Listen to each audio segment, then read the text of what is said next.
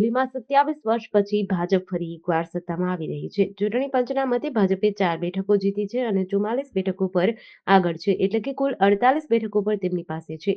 આમ આદમી પાર્ટીએ પણ 2 બેઠકો જીતી છે અને 20 બેઠકો પર આગળ છે, એટલે કે કુલ 22 બેઠકો છે. જ્યારે કોંગ્રેસને સતત ત્રીજી વાર એક પણ બેઠક મળી નથી. આ ફેરફારમાં આપના અરવિંદ કેજરીવાલ નવી દિલ્હીથી અને સિસોદિયા જંગપુરા બેઠક પરથી ચૂંટણી હારી ગયા છે. મુખ્યમંત્રી આતિશી કાલકાજી બેઠક પરથી ચૂંટણી જીતી ગયા છે. સત્યેન્દ્ર જૈન પણ ચૂંટણી હારી ગયા છે. આ દરમિયાન કેજરીવાલને હરાવનારા ભાજપના ઉમેદવાર પ્રવેશ વર્મા અમિત શાહને મળવા પહોંચ્યા. દિલ્હીમાં ભાજપ મુખ્યાલયમાં ઉજવણીનો માહોલ છે. પ્રધાનમંત્રી નરેન્દ્ર મોદી સાંજે 5 વાગે પાર્ટી મુખ્યાલય પહોંચશે અને કાર્યકરોને સંબોધિત કરશે. ભાજપે છેલ્લી ચૂંટણી એટલે કે 2020ની સરખામણીમાં તેના મત હિસ્સામાં 9%થી વધુનો વધારો કર્યો. તે જ સમયે આપને 10%થી વધુનું નુકસાન થયું છે. ભલે કોંગ્રેસને એક પણ બેઠક ન મળે, પણ તે પોતાના મતનો હિસ્સો 2% વધારવામાં સફળ રહી છે. મહારાષ્ટ્રના પુણે જિલ્લામાં ગુઇલેન-બેરે સિન્ડ્રોમના નવા 7 કેસ નોંધાયા છે. આ સાથે જ જીબી સિન્ડ્રોમના કુલ કેસોની સંખ્યા 180 થઈ ગઈ છે. અત્યાર સુધીમાં આના કારણે 6ના મોત થયા છે. મહારાષ્ટ્ર આરોગ્ય વિભાગના જણાવ્યા અનુસાર 58 દર્દીઓ આઈસીયુમાં છે અને 22 વેન્ટિલેટર પર છે, જ્યારે 79 દર્દીઓને હોસ્પિટલમાંથી રજા આપવામાં આવી છે.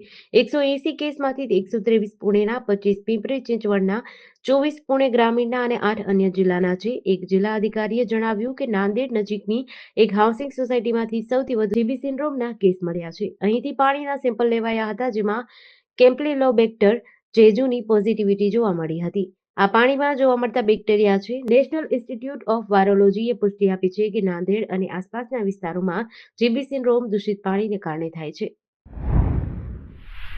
અમદાવાદના સાબરમતી બુલેટ ટ્રેન સ્ટેશનની કન્સ્ટ્રક્શન સાઇટ પર આજે વહેલી સવારે આગ લાગી હતી.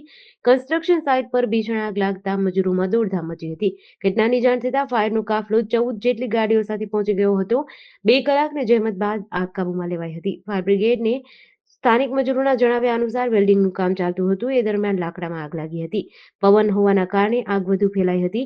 બુલેટ ટ્રેન સ્ટેશનની કન્સ્ટ્રક્શન સાઇટ પર આગ લાગતા પ્રોજેક્ટના અધિકારીઓ પણ દોડી આવ્યા હતા. આગનું કારણ હજુ સુધી સ્પષ્ટ નથી, પરંતુ પ્રાથમિક દ્રષ્ટિએ કામચલાઉ શટરિંગના કામના કારણે વેલ્ડિંગમાંથી નીકળેલા સ્પાર્કના કારણે આગ લાગી હોવાનું ચર્ચાઈ રહ્યું છે.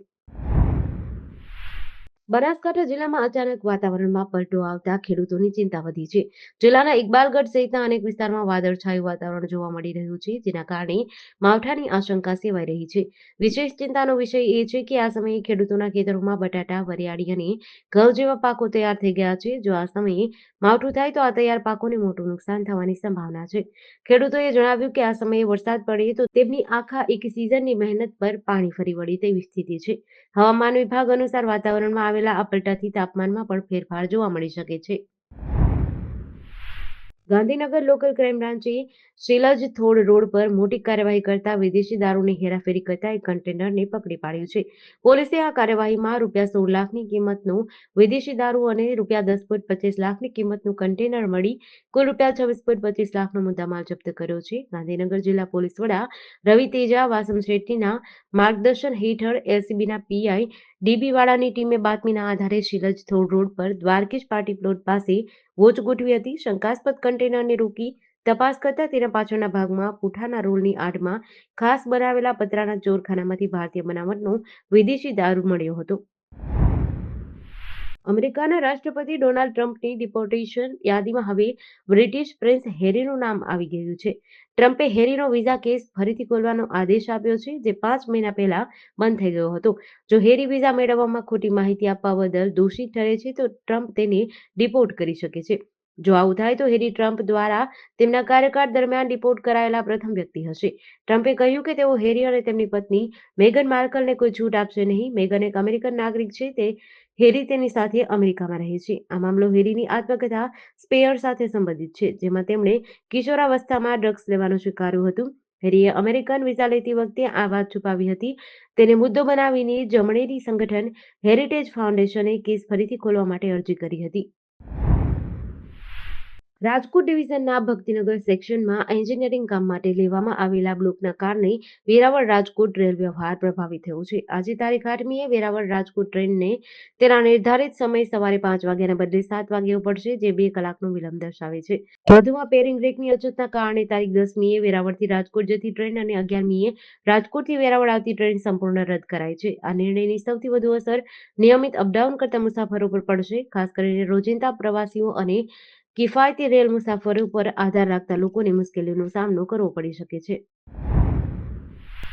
સુરતના કતારગામ જીઆઈડીસી વિસ્તારમાં એક ચોંકાવનારી ઘટના બની છે. એમ્બ્રોઇડરી મશીનમાં કામ કરતો એક કારીગર મશીનમાં ફસાઈ ગયો. ફેક્ટરીમાં તેના સિવાય કોઈ જ ન હોવાના કારણે તે 1 કલાક આમ જ ફસાયેલો રહ્યો. તેનું ફક્ત માથું જ મશીનથી બહાર આવ્યું. આ દુર્ઘટનાને કારણે સ્થાનિક વિસ્તારમાં ચકચાર મચી છે. આ દુર્ઘટના કતારગામની વિશ્વકર્મા સોસાયટીના ઘર નંબર 17માં બની હતી, જ્યાં પરવેઝ એકલો એમ્બ્રોઇડરી મશીન પર કામ કરતો હતો. ફેક્ટરીમાં કોઈને તેની હાલતની ખબર ન હોવાથી તે અંદરથી બૂમો પાડતો હતો. જો કે પાડોશીએ અવાજ સાંભળતા દરવાજો તોડીને અંદર પ્રવેશ કર્યો અને ફાયર વિભાગને જાણ કરી.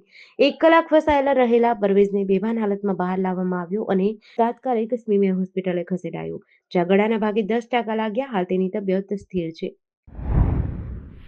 પંચમહાલ ગોધરા રેન્જના પોલીસ મહાનિરીક્ષક આરવી અસારી અને પોલીસ અધિક્ષક હિમાંશુ સોલંકીના માર્ગદર્શન હેઠળ એસઓજી ટીમે મહત્વપૂર્ણ સફળતા મેળવી છે. શહેરા પોલીસ સ્ટેશનમાં નોંધાયેલા પશુ સંરક્ષણ કાયદા હેઠળ તમામ ગુનામાં નાસ્તા ફરતા આરોપીની ધરપકડ કરવામાં આવી છે. એસઓજીના પોલીસ ઇન્સ્પેક્ટર આર.એ. પટેલની સૂચના મુજબ police sub inspector DG Vahoniya અને બી.કે. ગોહિલની ટીમે બાતમીના આધારે કાર્યવાહી કરી હતી. આરોપી રશીદ અહેમદ હુસેન અદા અને એક બાળ કિશોરને બાહી ચોકડી પાસેથી ઝડપી લેવાયો છે. આ કેસ ગુજરાત પશુ સંરક્ષણ સુધારા અધિનિયમ 2011ના સુધારા 2017ની કલમ 6B, 8B, 8.4, 10 તેમજ બીએનએસએસ કલમ 281, 325, 54 અને જીપી એક્ટ કલમ 119 હેઠળ નોંધાયો છે. ભાવનગર શહેરના રાણીકા વિસ્તારમાં લોકલ ક્રાઇમ બ્રાન્ચે જાહેરમાં જુગાર રમતા 3 શખ્સને ઝડપ્યા છે, જ્યારે 2 શખ્સો ફરાર છે. વેટલેશ્વર રોડ પર કોઠીના ઝાડ પાછળ માનવ સેવા કેન્દ્ર દુકાન સામે સ્ટ્રીટ લાઇટના અજવાળે 3 પતિનો જુગાર રમતા શખ્સો મળ્યા હતા. પોલીસે પકડાયેલા શખ્સોની ઓળખ અફજલભાઈ અઝીઝભાઈ નાગાણી, અય્યુબભાઈ સુલેમાનભાઈ પઠાણ ખલીફા, મહેશભાઈ ધીરુભાઈ મકવાણા તરીકે કરી છે, જ્યારે પ્રતાપસિંહ ધીરુભા ગોહિલ અને મહંમદ શકીન શેર મહંમદભાઈ સોલંકી ફરાર થઈ ગયા હતા. એલસીબીના પેટ્રોલિંગ દરમિયાન મળેલી બાતમીના આધારે રેડ કરવામાં આવી હતી. રોકડ રકમ મળી કુલ રૂપિયા 15,700નો મુદ્દામાલ જપ્ત કર્યો છે.